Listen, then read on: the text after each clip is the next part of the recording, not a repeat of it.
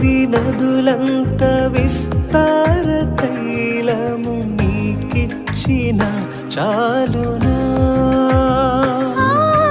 వేలాది నదులంత విస్తార తైలము నీకిచ్చిన చాలునా?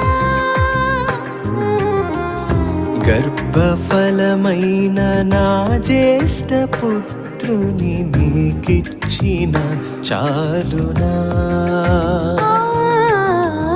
గర్భఫలమైన నా జ్యేష్ఠ పుత్రుని నీకిచ్చిన చాలునా?